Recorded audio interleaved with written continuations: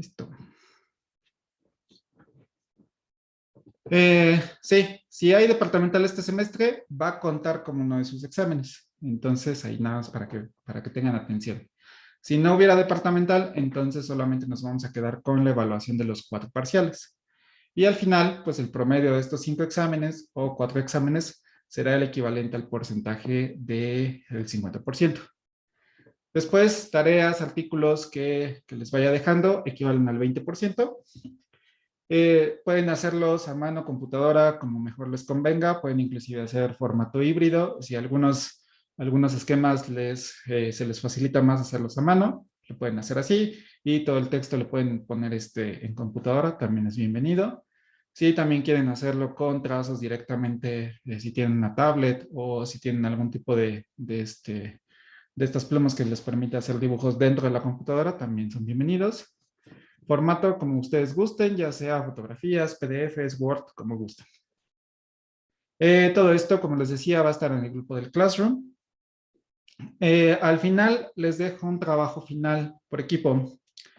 Básicamente les doy una serie de temas de los últimos de la parte del final del programa y ustedes van a enfocarse en buscar fármacos que sean novedosos, que no estén relacionados con mecanismos de acción, digamos, que se encuentran en los libros. Entonces, normalmente eso ya es en el último, ya en la recta final del semestre.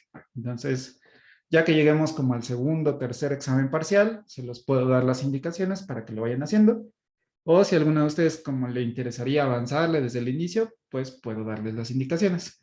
Pero ahí es como vean, ¿no? Para cómo vayan viendo su carga de trabajo. Y participación. Finalmente, preguntas, dudas, todo eso. Digo, sé que es difícil tomar la participación en este modelo de en línea, pero voy a ver si puedo encontrar otra estrategia para hacer la evaluación de las participaciones. Y algo importante es que para no presentar final, deben de tener una calificación de 8. Entonces, de todo esto, pues al final tienen que tener una calificación de 8 para que ya no presenten el ordinario A o el ordinario B. Si tuvieran una calificación menor, 7.6, 7.5, entonces tendrían que presentar su ordinario al final del curso, ¿no?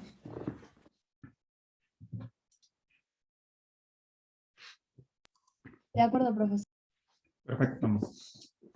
El programa. Creo que el programa de Pharma 2 es bastante extenso. Bueno, más que extenso es, vamos prácticamente a la carrera. Si ustedes, por ejemplo, revisan esto en algún libro, se van a dar cuenta que prácticamente casi cada clase es un capítulo del libro. Trato de darles como la información general, la información resumida, para que más o menos vayan viendo, pero sí es mucha información. Entonces, yo lo que siempre les digo es que si ustedes logran, por ejemplo, entender la unidad 2, toda esta parte de aquí, si ustedes logran entender a la perfección cómo funcionan los receptores, cómo funcionan los sistemas de comunicación y todo eso, ya prácticamente las unidades finales es solamente un repaso y aprender muy pocos conceptos. Pero si todavía traen arrastrando al final del semestre, no entienden cómo funcionan los receptores, qué es una proteína G, qué es un canal iónico, cuándo se activa, cuándo se desactiva, les cuesta mucho trabajo. Es lo que he visto. Si entienden bien la mecánica y cómo va funcionando, es mucho más fácil para ustedes comprender los demás cursos. Entonces, por ejemplo, la clase de hoy es una introducción general de farmacocicidad, un poco acerca de los estándares de referencia, las fuentes de información de los fármacos y un cuadro sinóptico del curso de farmacología. Es decir, simplemente un resumen de los conceptos más importantes que vamos a necesitar para este curso.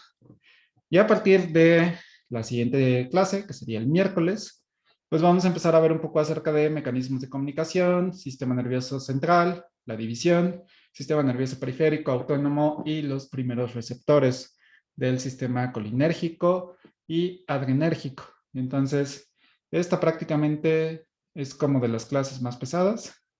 Puede ser esta también un poco. Entonces, entendiendo esto y logrando aplicar estos mecanismos a los sistemas que podrían ser los más sencillos, que es el sistema colinérgico y adrenérgico, prácticamente ya tienen como lo más esencial. Después viene la unidad 3.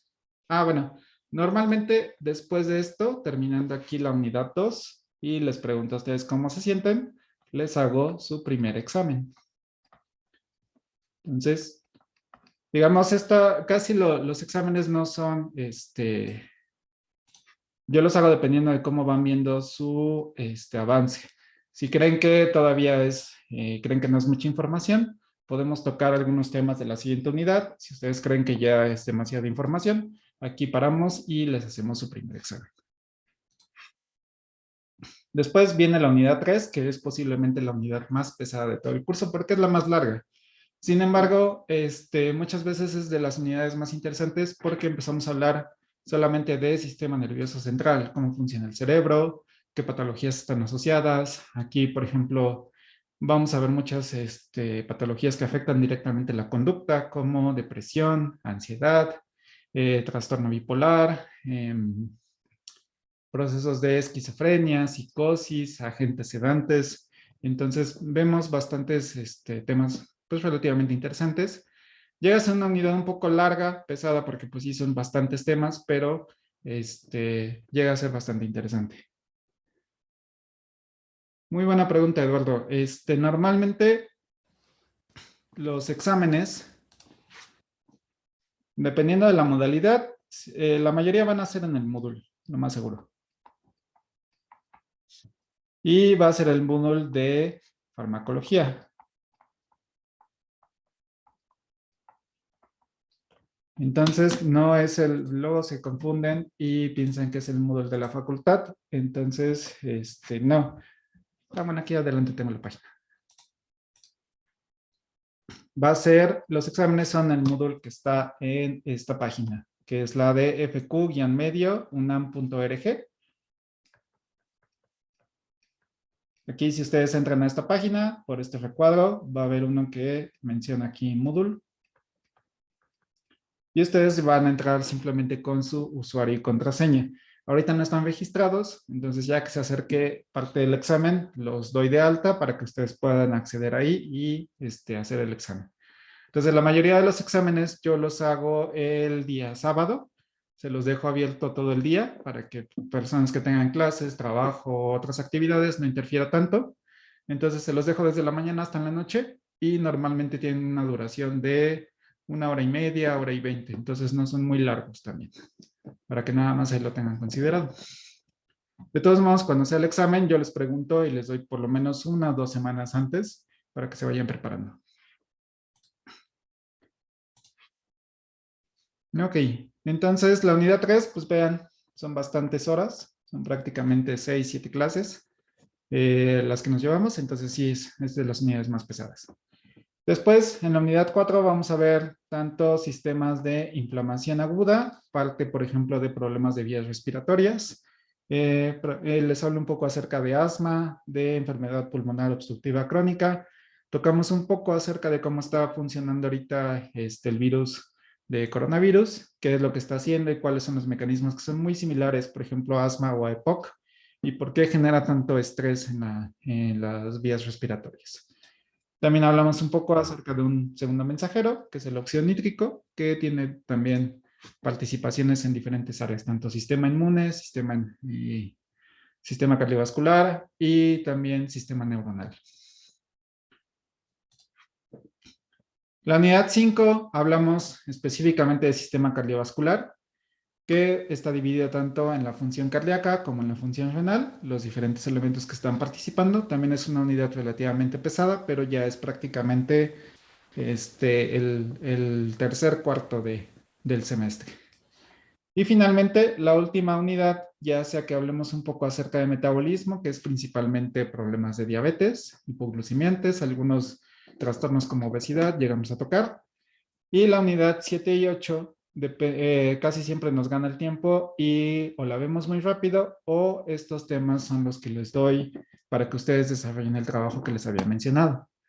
Entonces, normalmente se está intentando como mantener llegar hasta la unidad 8. Con este esquema sí se puede llegar hasta ella. Sin embargo, pues siempre nos retrasamos un poco, hay un poco de dudas, hay que revisar temas. Entonces, casi siempre llegamos prácticamente a la unidad 6, ¿no?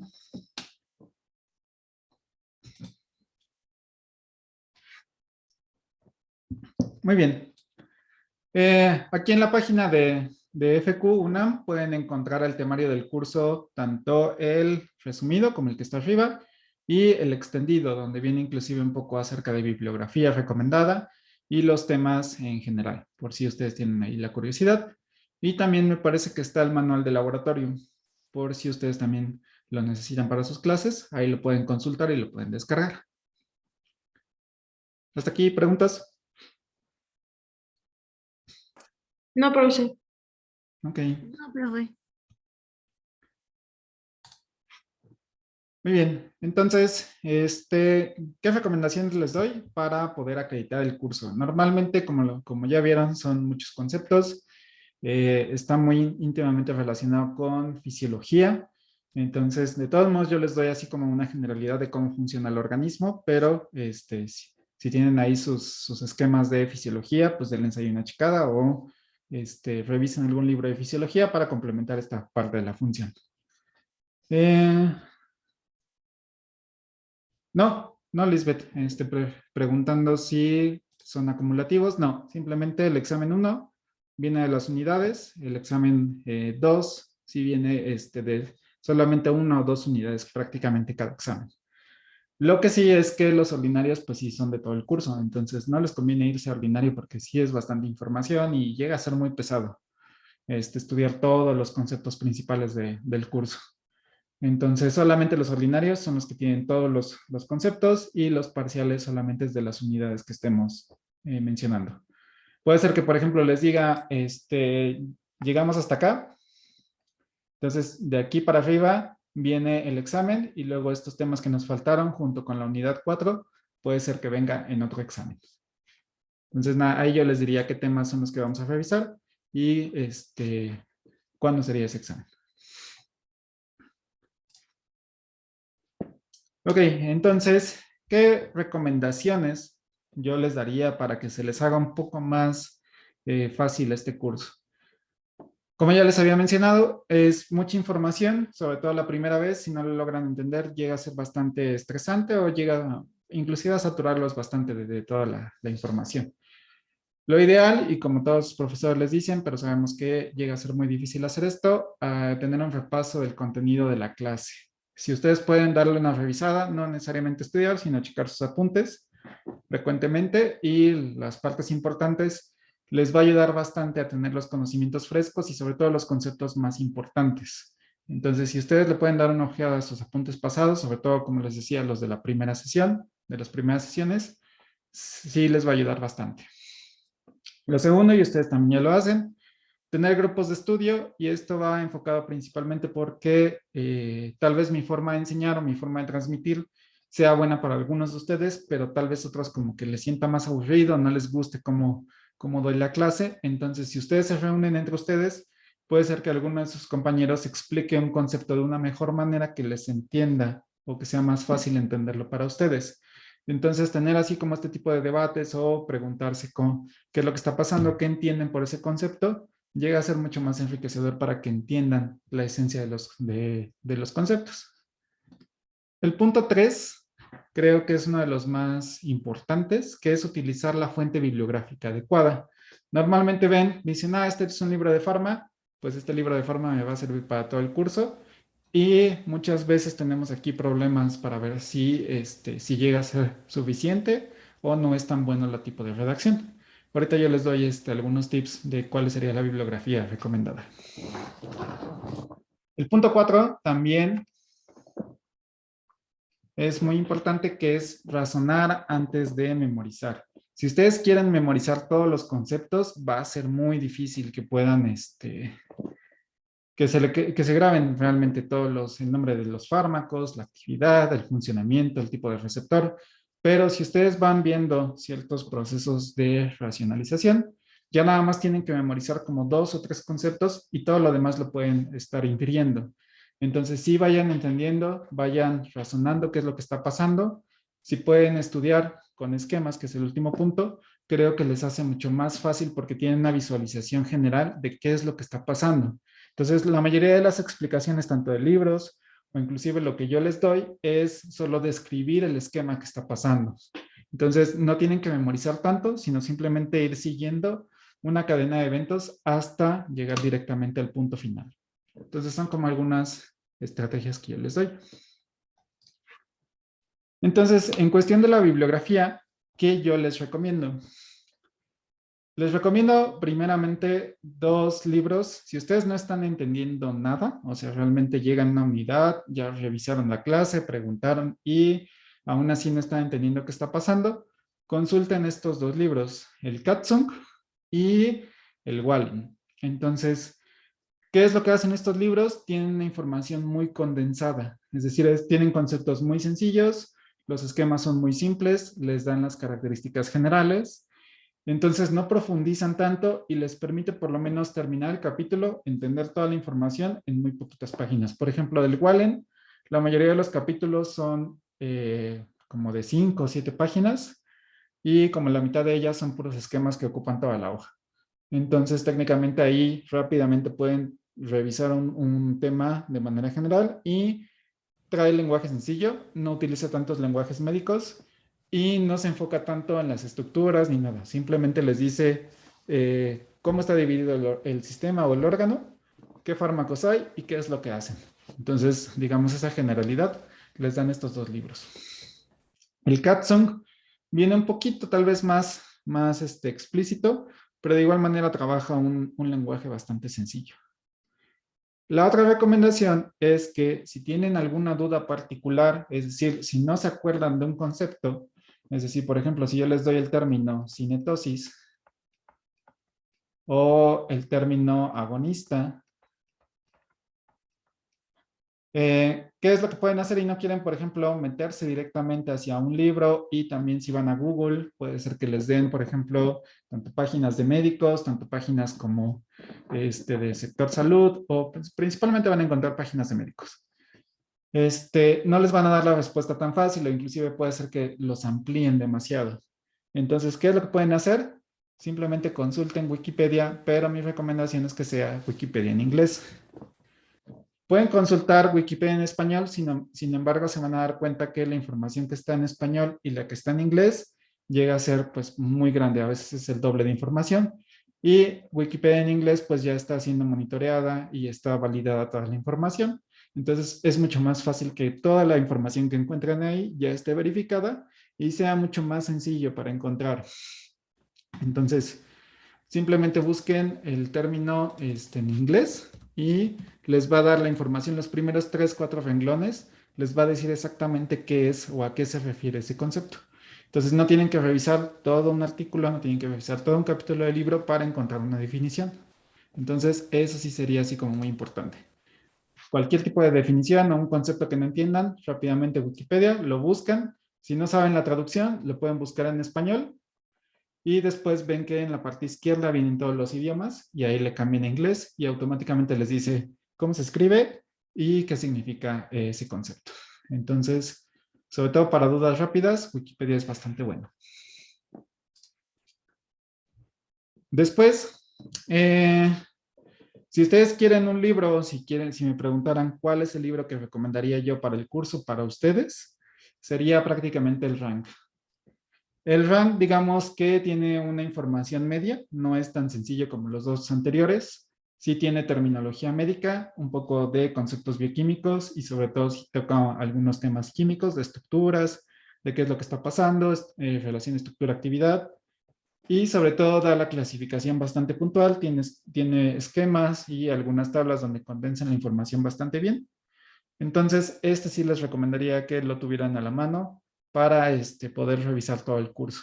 Si es que nada más quieren como repasar los temas, prácticamente con lo que tengan la información de ahí del rank, va a ser más que suficiente para que puedan acreditar los exámenes e inclusive el curso. Ahora, si ustedes, por ejemplo, ya entendieron bien y tienen ya sea una duda particular, tienen, por ejemplo, si estamos hablando de alguna infección o de alguna patología cardiovascular, renal, y ustedes quieran enfocar un poco más Su conocimiento ya sea por temas personales, que algunas familias tienen alguna enfermedad, porque ustedes están consumiendo algún tipo de medicamento o porque simplemente les interesa el tema, pueden irse directamente al Goodman. El Goodman tiene bastante información, les habla un poco acerca de la historia, cómo fue el descubrimiento de esos fármacos, cómo se llegó a la clasificación, manejan prácticamente las familias grandes de medicamentos que se utilizan hoy en día. Inclusive les llega a dar un poco acerca de dosificación, de efectos adversos, toxicología, un poco acerca de la fisiología del sistema y al final inclusive les dice cuáles son los efectos adversos y para qué se utiliza cada fármaco de manera particular. Si ustedes intentan estudiar, porque es una de las cosas que más pasa, que quieren estudiar para el curso con el Goodman, lo que va a pasar es que van a llegar a la página 3, se van a aburrir porque es demasiada información, está demasiado extenso y van a sentir que no están aprendiendo nada. Entonces, yo no les recomendaría que estudiaran del Goodman para los exámenes, sobre todo también si sienten que no están entendiendo muy bien los conceptos. Si no lo están dominando, váyanse directamente con el rank. Si ustedes ya lo entendieron y quieren ver qué más hay y tienen un tiempo libre o tienen curiosidad, váyanse directamente al Goodman.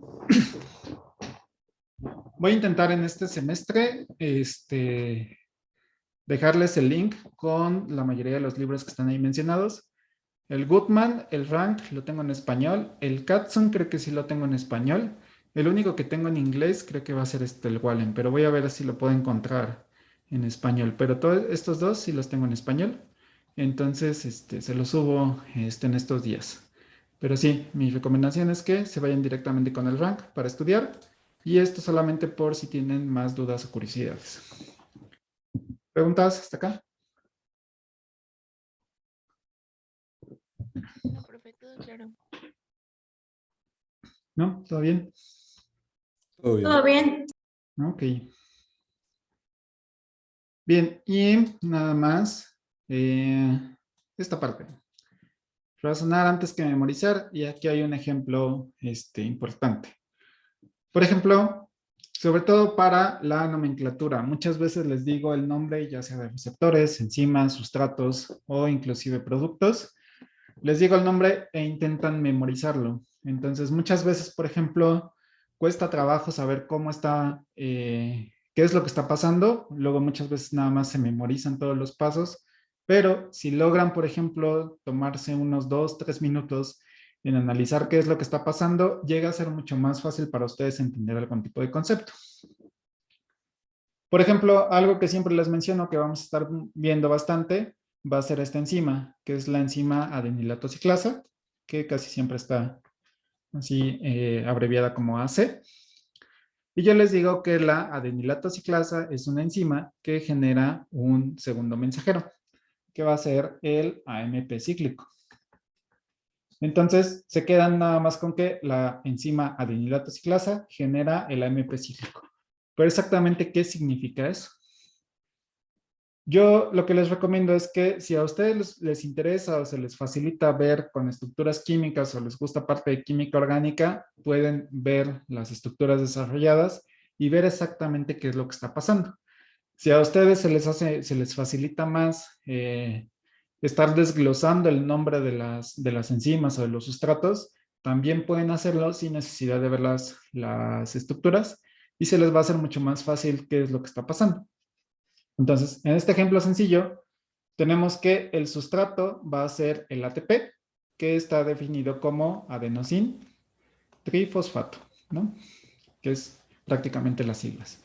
Entonces, si ustedes van desglosando, van viendo, por ejemplo, qué es ¿qué es el adenosin? Entonces, el adenosin es simplemente una adenina, de aquí viene el adenina, y el osin es que tiene aquí un carbohidrato.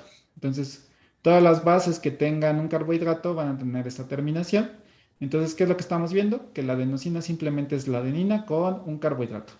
¿Les interesa la estructura? Realmente no. Es importante, muy poco podría decirles, pero si saben más o menos de dónde viene, dicen, es una base púrica que trae un azúcar, ¿no? En este caso es una pentosa. Luego, la siguiente palabra, que sería un tri, sabemos que son 3. Entonces sería 1, 2, 3. ¿Y 3 cosas de qué? Pues tiene fosfatos. Entonces, esto es un grupo fosfato.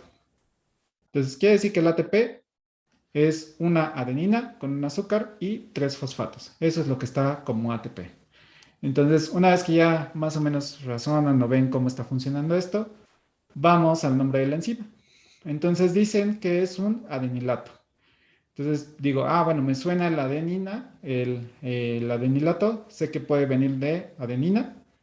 ¿Y qué es lo que está haciendo? Ahí está mal.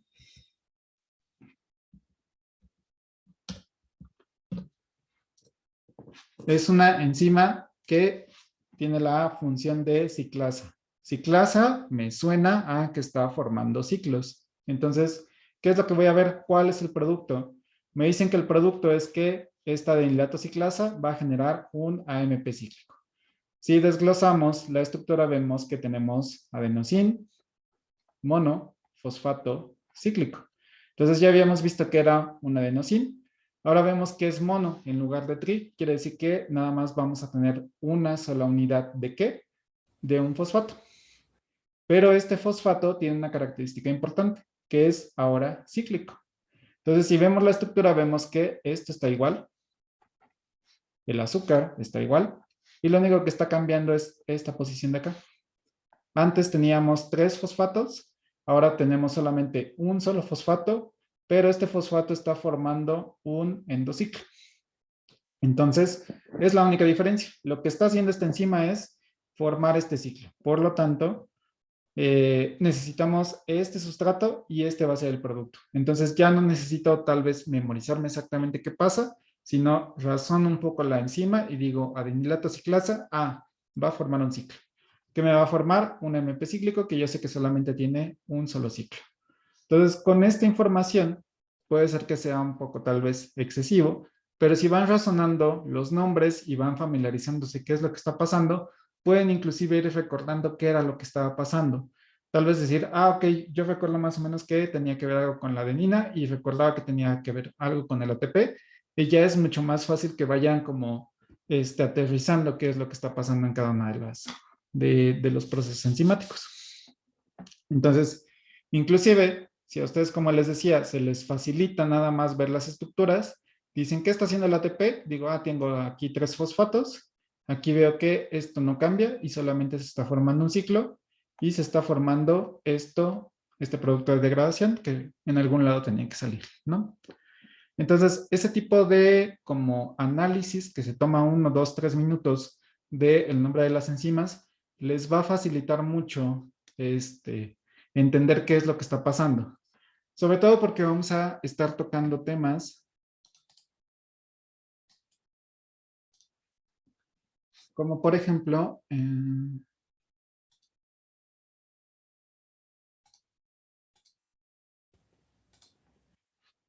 vamos a tocar temas como receptores,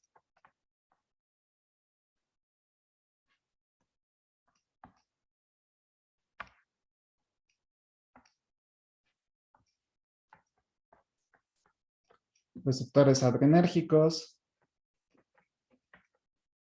colinérgicos, serotoninérgicos.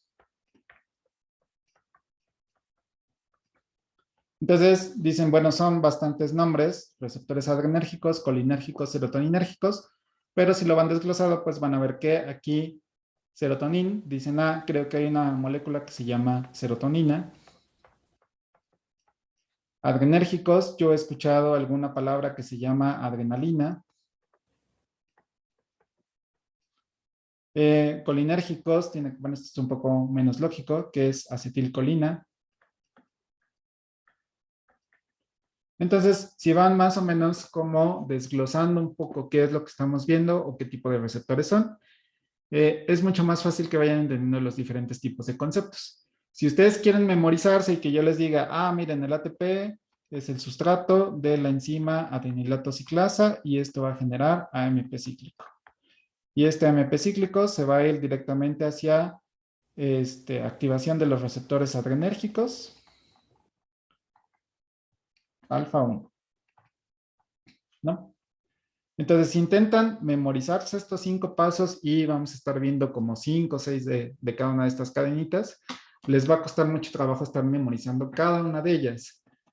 Pero si yo les digo que este proceso siempre va a pasar cuando yo les menciono que tenemos una proteína GS, entonces dicen, ah, ok, entonces nada más me cuesta aprenderme esto y cuando yo vea este símbolo que es una proteína GS, yo ya sé que está pasando esto y ya lo revisé a detalle, entonces ya entiendo qué está pasando aquí, aquí y aquí.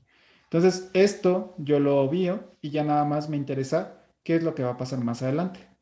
Entonces, al principio sí va a ser mucha carga de información, pero mientras más lo vayan entendiendo y mientras más lo vayan dominando, ya al final yo les voy a decir, este receptor GS actúa a su receptor de serotonina y esto modifica actividades sobre el sistema nervioso central. Entonces, esto ya lo tienen entendido, entonces lo único que tienen que aprender en esta siguiente fase es saber qué hace la serotonina y qué hace en el sistema nervioso central, pero esto ya lo hemos visto. Entonces se van a dar cuenta que la esencia, los primeros pasos, se van a estar repitiendo todo el tiempo y solamente vamos a estar cambiando dónde, qué es lo que se está modificando y dónde se va a actuar. Entonces es como, soy muy incisivo en este punto, pero créanme que si lo intentan, les va a ayudar bastante. ¿Preguntas hasta acá? No, profesor. No, profe, todo bien. Ok.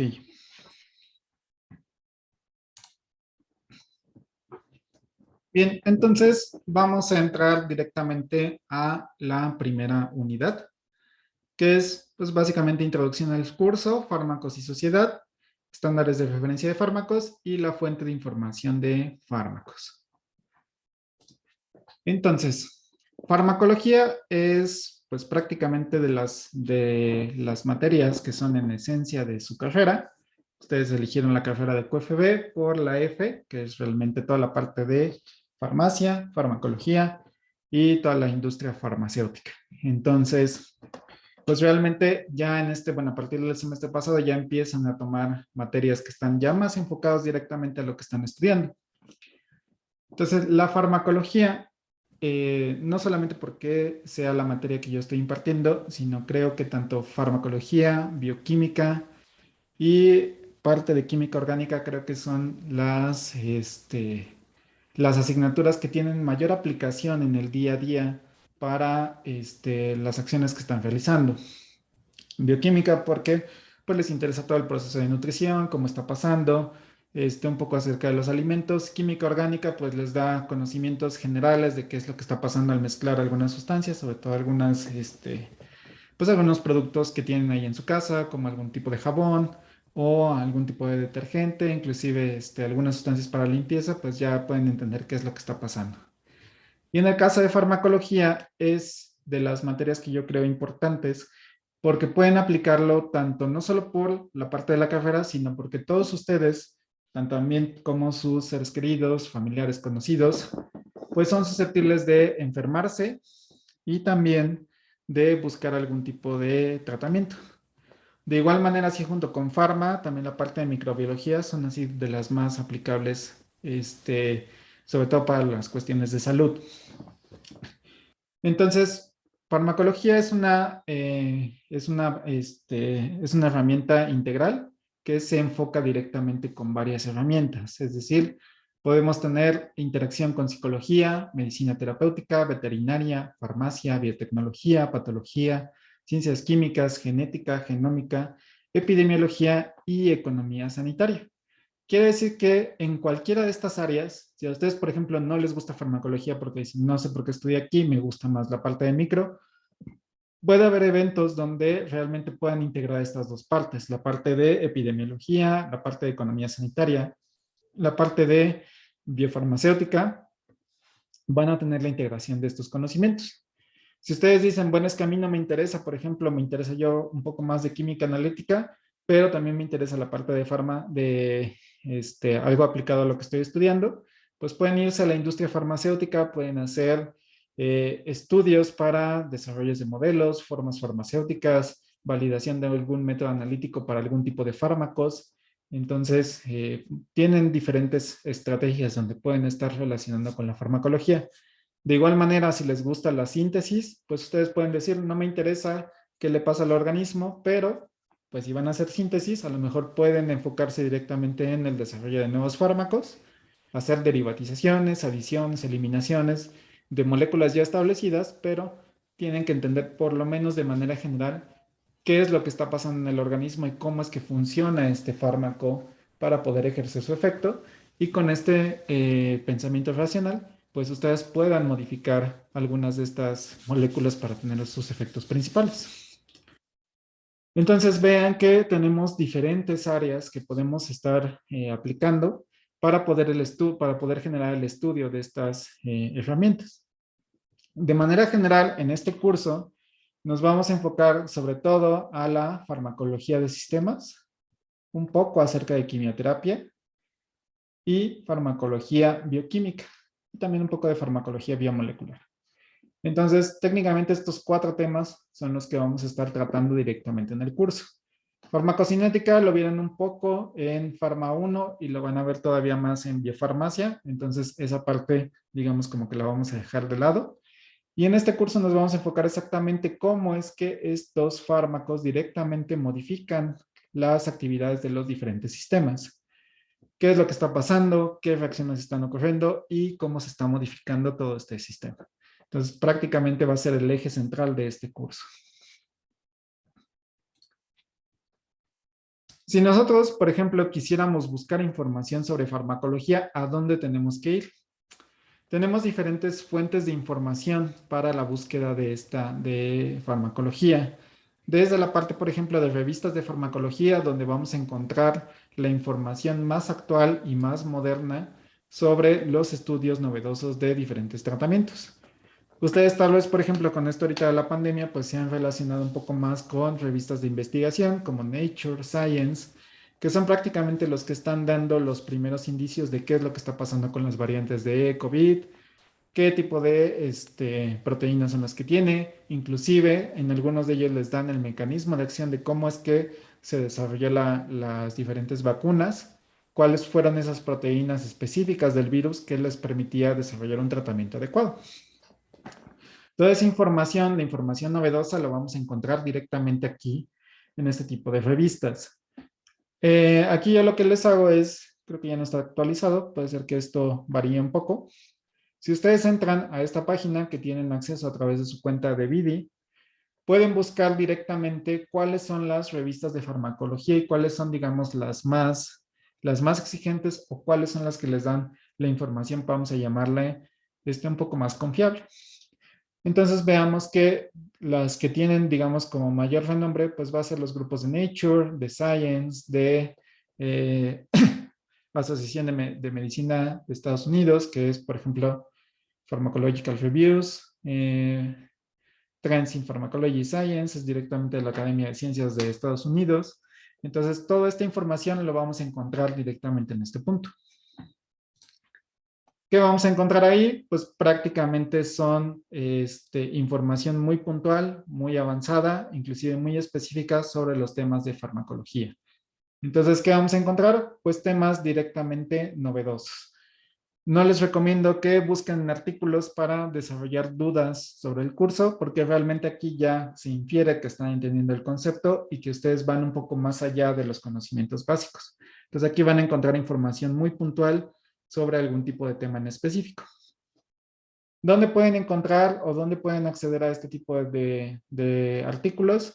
Pues en estas bases de datos, PubMed, SciFinder, DrugBank, ScienceDirect y Web of Science, que les van a dar, todo esto está acceso por el Vidi, y les puede dar el acceso tanto a artículos de farmacia, microbiología, bioquímica, etcétera, ¿no? Entonces tienen ahí una gran variedad de alternativas. Tenemos otro grupo de libros que se le denomina como de consulta y divulgación. En estos libros de consulta vamos a encontrar informaciones puntuales sobre los medicamentos. Específicamente vamos a hablar tanto de fármacos como algunos medicamentos. ¿Cuáles son de los más importantes? Pues Vademécum, algunos libros de farmacología, las farmacopeas y también vamos a encontrar información importante en este nuevo repositorio que también compila mucha información bastante interesante que es Micromedex. Micromedex les puede dar información como toxicidad, dosis letal, tratamientos, algunas fuentes de referencias de dónde se obtuvieron estos valores, que normalmente los llevan al artículo de investigación de donde se sacó esa información. Entonces, en estos libros de consulta y divulgación, lo que hacen es un compendio de toda la información que está reportada en artículos, está procesada, sintetizada y vaciada en un texto que les da información ya mucho más general. Por ejemplo, les dice qué es lo que hace. Por ejemplo, si buscamos carbenexolona, qué es lo que hace, de dónde se obtuvo, cuál es el mecanismo de acción de forma general y si tenemos información, pues un poco acerca de farmacocinética, es decir, si tiene algún tipo de forma farmacéutica, cuánto tiempo va a tardar en administrarse, en eliminarse, cuánto va a ser su tiempo de vida media, e inclusive les dan algunas veces algunos conceptos de posología, es decir, cuánto va a ser la dosificación, cada cuándo, por qué vía de administración y sobre todo si hay interferencias entre, por ejemplo, personas pediátricas, adultos mayores o personas de la población en general. Entonces, si ustedes nada más quieren, por ejemplo, un mecanismo de acción, un poco de farmacocinética, váyanse a estos libros. Si quieren también un poco acerca de interacciones medicamentosas, puede ser que repositorios como Micromedex, Vademecum o algunos libros de farmacología les den esa información. Pero ¿qué vamos a encontrar en las farmacopeas? Que es otro de los libros que se consideran también como de divulgación. Las farmacopeas van a ser los libros de estándar y referencia de los fármacos. Se les denomina que son libros oficiales por cada país. Si ustedes ya están llevando materias un poco más avanzadas como biofarmacia, tecnología farmacéutica, van a estar análisis de medicamentos, pues les van a mencionar un poco acerca de qué es lo que hacen estas farmacopeas. De manera general, es un documento expedido por la Secretaría que tiene los métodos generales de análisis y los requisitos sobre la identidad, pureza y calidad de los fármacos. ¿Qué quiere decir esto? Que en este tipo de libros van a encontrar la información general para poder comercializar y distribuir algún tipo de medicamento. Entonces, aquí les dice, si ustedes quieren comercializar paracetamol, tienen que tener estas características. ¿Cuánto va a ser el grado de pureza? Si les permite tener ciertas cantidades de bacterias, sobre todo que no sean patógenas, si tienen que poner interacciones con cuál o tal medicamento, entonces todo eso lo van a encontrar en las farmacopeas. Cada país o región tiene su propia farmacopea, digamos que la que se encarga como de las bases más general y la más estricta es la farmacopea de los Estados Unidos, que es la USP. Nosotros tenemos nuestra propia farmacopea y también un derivado que es la farmacopea herbolaria, donde se está integrando ciertas plantas medicinales para que puedan derivarse como medicamentos herbolarios. Es decir, como nuestra tradición es utilizar muchas plantas para ciertas patologías, lo que se ha hecho es investigar si realmente esas plantas tienen ciertos efectos terapéuticos. Por ejemplo, estamos acostumbrados a escuchar que la manzanilla es buena para dolores de estómago, o la hierbabuena es para desinflamar parte del colon. Entonces, ¿realmente sí funciona o solamente es tradición que se ha estado heredando y que puede que funcione, puede ser que no? La farmacopea herbolaria se dedica a estudiar todos estos elementos y decir, sí, la manzanilla tiene este principio activo que es el responsable de disminuir los problemas de dolor. O la hierbabuena tiene este efecto, tiene este metabolito que se encarga principalmente de disminuir los efectos de inflamación. Entonces ya tenemos, digamos, estas dos variantes, tanto la farmacopea de medicamentos tradicionales como la farmacopea herbolaria. Y también de manera general, pues tenemos, bueno, cada país, como les decía, tiene su propia farmacopea. La farmacopea británica o la Unión Europea tiene su propia farmacopea, que ya ahí es un conglomerado o una aceptación de manera generalizada. ¿Qué vamos a encontrar, por ejemplo, en las farmacopeas? Pues la estructura, el nombre IUPAC, cuáles son las características de pureza, es decir, que tenga 95 hasta el 105% de pureza, cuál es la fórmula condensada y ciertas características, ¿no? Cómo lo vamos a estar cuidando, cómo lo vamos a estar envasando ciertas características físico-químicas como punto de fusión, cuánto se tiene que estar perdiendo en una prueba de secado, en una prueba de análisis, qué es lo que necesito para saber exactamente que estoy tratando del diazepam. Les dan inclusive pruebas de identificación como pruebas espectroscópicas, pruebas espectrométricas, etc. Ah, sí, perfecto.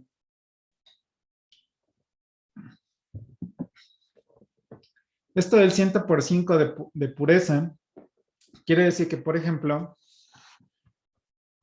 ustedes están, aquí es, digamos, es un error, no es un error, solamente es una forma de expresarlo, porque ustedes tienen una tableta.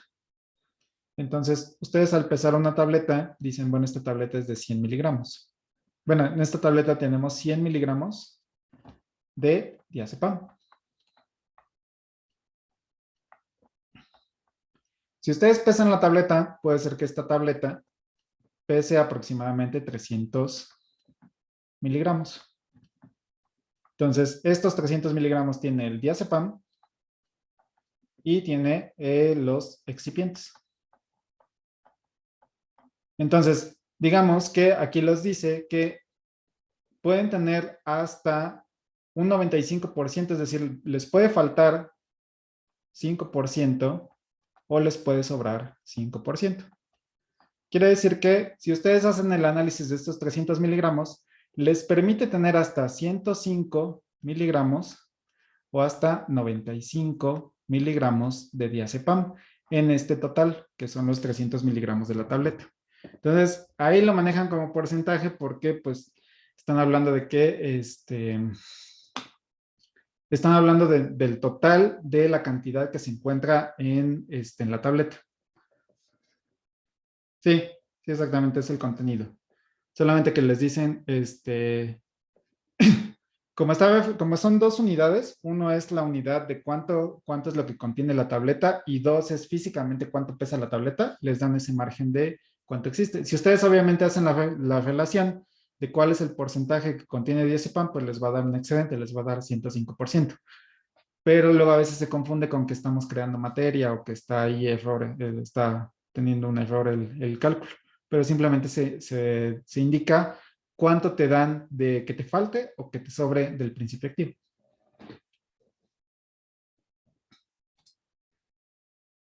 Ok. Por ejemplo, bueno, nuevamente tomando el mismo principio activo, aquí tenemos el diazepam. Si nosotros vamos al vademecum y buscamos el diazepam, nos dice un poco acerca de su mecanismo de acción, muy general, no les da tanta información. ¿Cuál es la indicación terapéutica? Inclusive les dice la dosificación para los diferentes grupos, ¿no? de población. Si es, por ejemplo, administración pediátrica, administración geriátrica o administración para la población en general. Y las diferentes formas farmacéuticas. Si la encontramos de manera parenteral, rectal o de forma oral. Y por ejemplo, si nos vamos a los libros que vamos a encontrar aquí, pues ya nos dice primeramente a qué grupo de fármacos pertenece, que en este caso son benzodiazepinas, no solamente es diazepam, mecanismo de acción, que es todo esto, e inclusive les dice cuál es la clasificación extendida, que en este caso hablamos de los compuestos Z.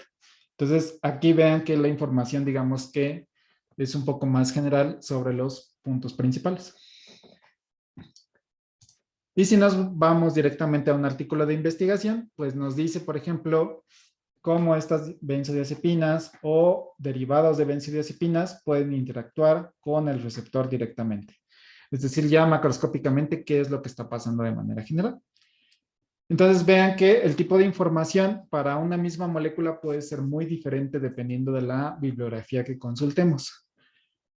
Obviamente, dependiendo de cuál sea la necesidad, pues ustedes pueden acercarse a la bibliografía que más les interese. Si a ustedes no les interesa o no quieren saber para qué funciona el diazepam, pero quieren ver qué es lo que cómo funciona o cuánto tiempo de tomar, pues pueden irse directamente a un vademecum. Si quieren, están trabajando en la industria farmacéutica y les piden las características físico-químicas, pueden irse a Micromedex o pueden irse directamente a la farmacopea. Si les interesa ver o desarrollar algo nuevo, pues se van directamente a un artículo de investigación. Entonces vean que tenemos diferentes tipos de información posible. ¿Preguntas hasta acá?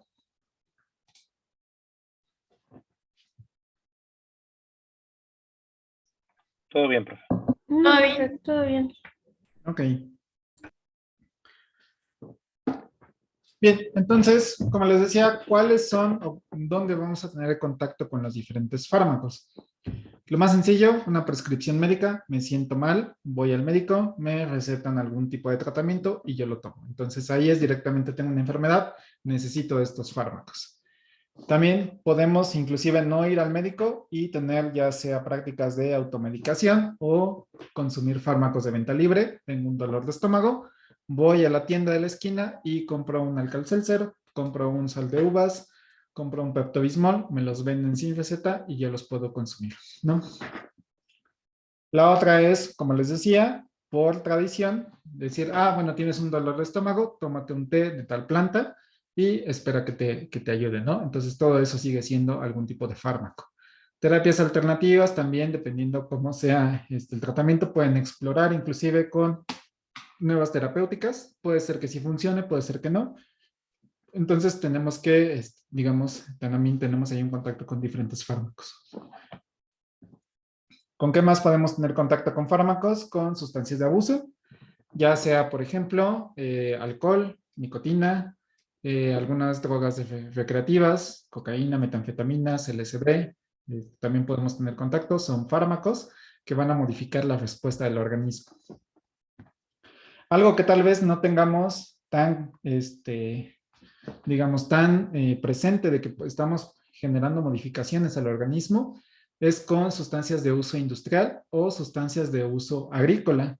Entonces, ya sea tanto conservadores, saborizantes, colorantes, excipientes, ya sea de productos de aseo personal, ya llámese, por ejemplo, pasta dental, shampoo, jabones, o inclusive, por ejemplo, de los alimentos, tenemos diferentes tipos de excipientes, algunos cosméticos.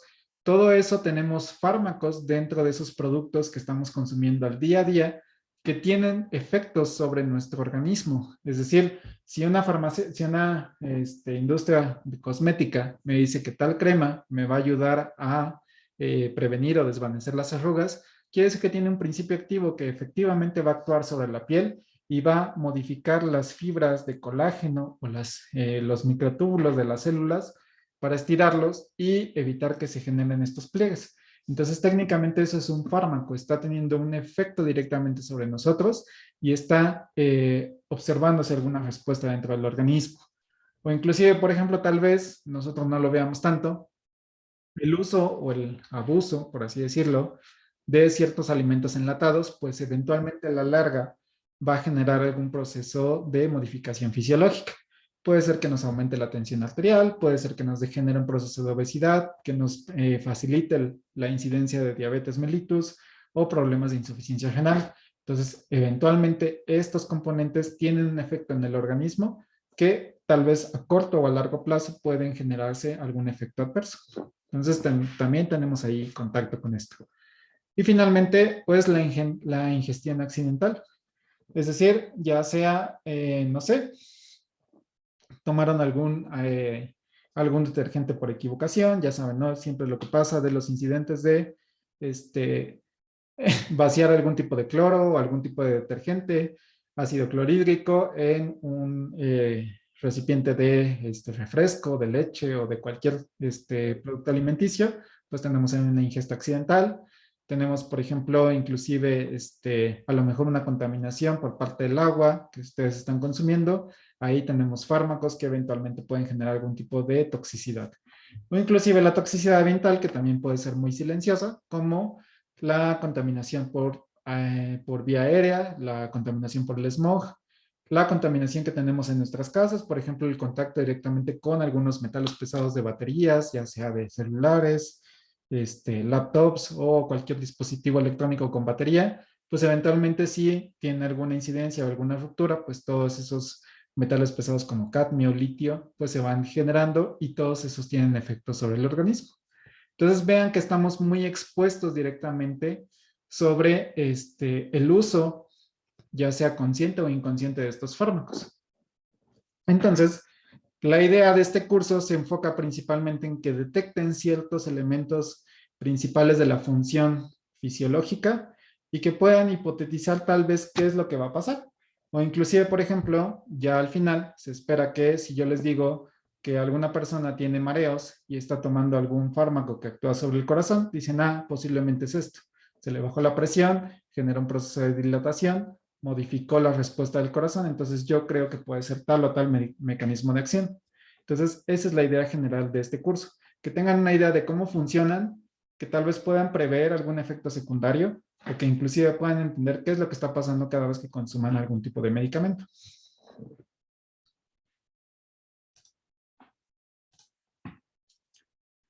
Ok. ¿Preguntas?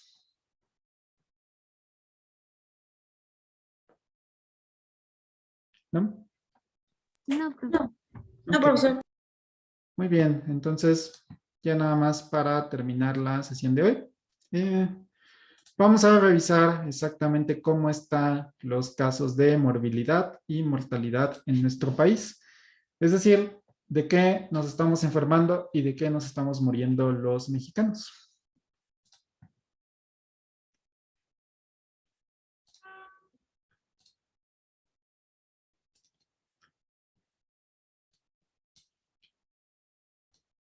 Ok, entonces aquí les presento el parte de Secretaría de Salud. Este es del año pasado, del 2020. Las principales causas de morbilidad o de enfermedad en nuestro país. Entonces, este cuadro lo pueden encontrar fácilmente en la Secretaría de Salud o si ustedes buscan solamente como morbilidad en nuestro país, en México, les va a dar exactamente de qué nos estamos enfermando. En el último año, en el 2020, pues los principales problemas de enfermedad pues han sido infecciones de vías respiratorias. Y vean que aquí inclusive en el número 4 tenemos una clasificación específicamente para COVID. Quiere decir que esto puede ser cualquier tipo de neumonía, gripa, cualquier tipo de infección como tipo influenza puede estar afectando. Siempre nuestro país ha sido muy sensible para enfermarse por vías respiratorias. Somos muy sensibles, puede ser por la temperatura, por las condiciones de sanidad, por la diferencia climatológica que tiene nuestro país. Ha hecho que constantemente tengamos infecciones de vías respiratorias. ¿Dónde podemos ver qué afecta más o cuál es el grupo de población que es más vulnerable? Sobre todo los niños. Vean que de todo esto es en unidades de población. Vean que los niños de 1 a 4 años son prácticamente, inclusive todavía aquí se extiende un poco hasta 9 años, es prácticamente 1,5 millones de infantes que se enferman. Entonces, prácticamente la mayoría de contagios se da sobre todo por parte de las escuelas. Sabemos que pues los niños pues no tienen tantos cuidados en cuestión de higiene, están ahí abrazando a todos sus compañeros y es mucho más fácil que se puedan enfermar estos niños y si se enferma uno en el salón pues normalmente se extiende a todo el grupo, ¿no? De igual manera pues también ya ustedes o toda la población que es digamos activa pues también es importante, se enferma bastante por vías respiratorias. ¿Qué pasa? ¿Cuál es el siguiente clasificación de infección? Pues a través de vías urinarias. Entonces, ¿quiénes son nuevamente los que tienen más problemas de vías urinarias? Pues la población que está, digamos, la población activa. Ya dentro de ustedes y en adelante son la población que más infecciones urinarias tiene. Esto principalmente se debe a que no tenemos tal vez tanta educación para una buena higiene, sobre todo para constantemente hacia toda lo que es la parte de la vejiga, toda la parte del sistema genitourinario. Entonces ahí es donde más tenemos problemas por parte de infecciones. Entonces normalmente atendemos las infecciones ya cuando es más tarde, ya cuando está muy avanzada el problema e inclusive muchas veces la mayoría de las personas no termina el tratamiento y eso hace que el microorganismo pues nuevamente vuelva a estar infectando o sea un proceso constante de infecciones, ¿no?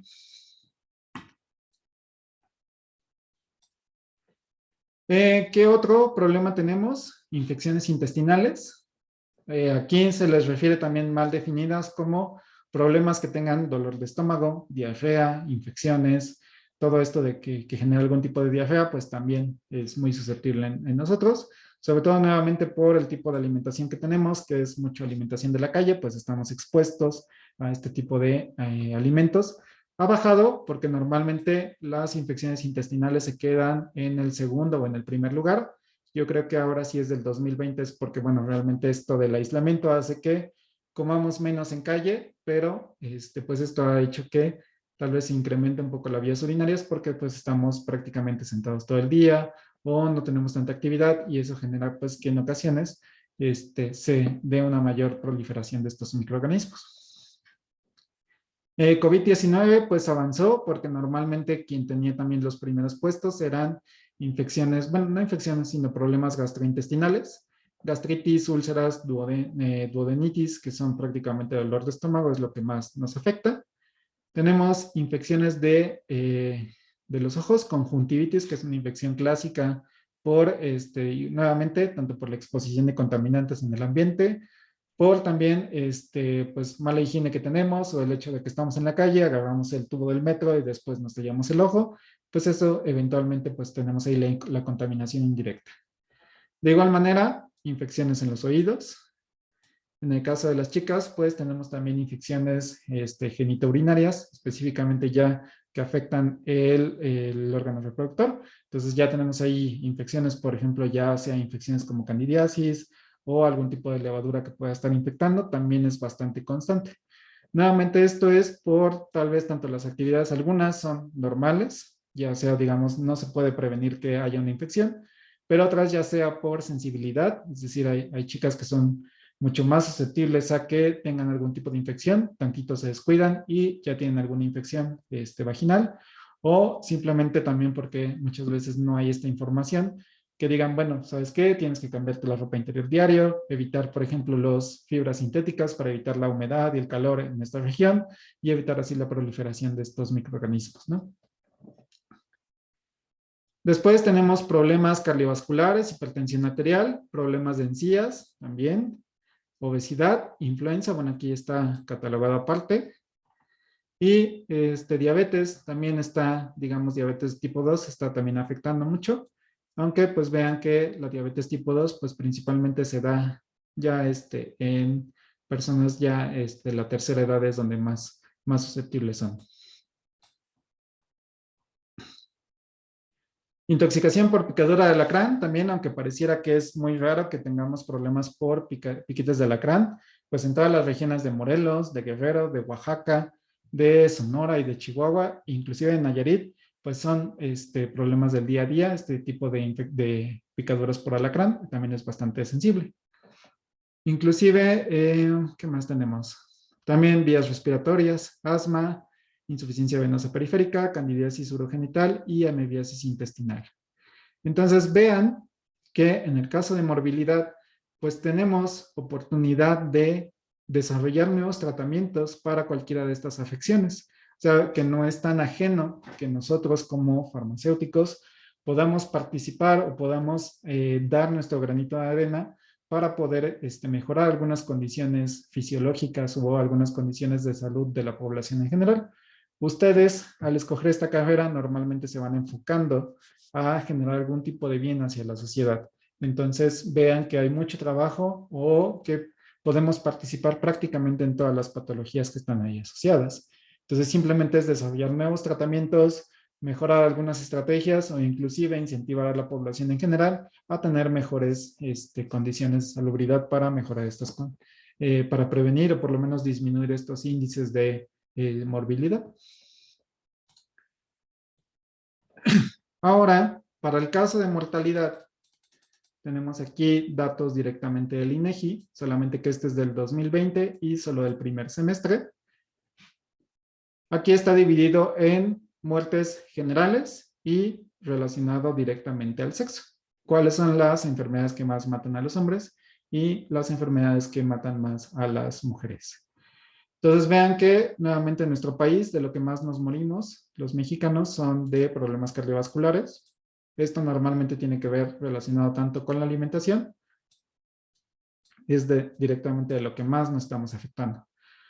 ¿Qué se ha visto? Bueno, pues nuevamente la pandemia pues sí ha estado matando, sobre todo tenemos más inferencias, sobre todo los hombres, que las mujeres somos más susceptibles a fallecer por COVID.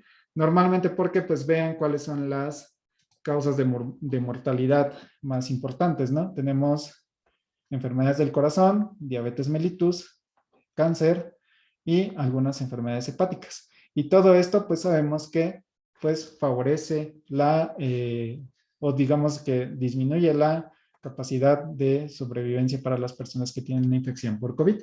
Entonces, eso ha hecho que nosotros, digamos, ya tengamos arrastrando todas estas patologías y eventualmente pues llega una enfermedad que se aprovecha o que se beneficia de todas estas enfermedades, pues por lo tanto se han incrementado el número de fallecimientos por este tipo de enfermedad.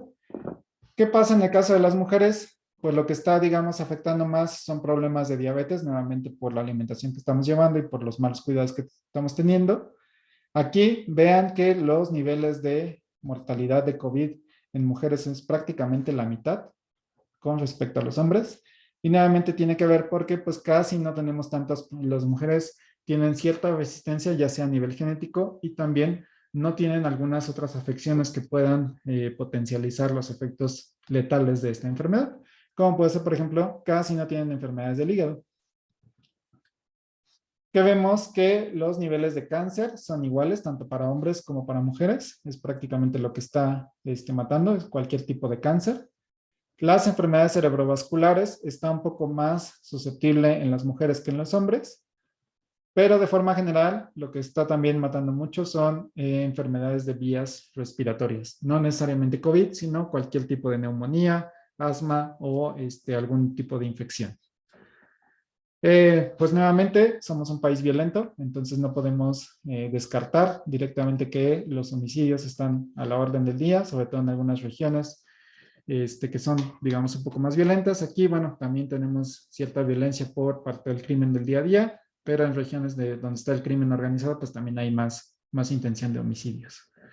Esto, pues obviamente las mujeres casi no hay tanto problema. Sin embargo, pues sí llega a haber ciertas partes de feminicidio que también no están ahí contempladas, pero también es algo presente. Y vean que también tenemos problemas de vías respiratorias, accidentes, tanto en hombres como en mujeres. Y enfermedades cerebrovasculares, bueno, aquí tenemos una cierta resistencia con respecto a las mujeres, pero vean que los valores en general son prácticamente iguales. La diferencia es que en nuestro país se mueren más cantidad de hombres que de mujeres, ya sea por tanto condiciones fisiológicas y sobre todo aquí la parte de agresiones y homicidios, pues sí incrementa bastante.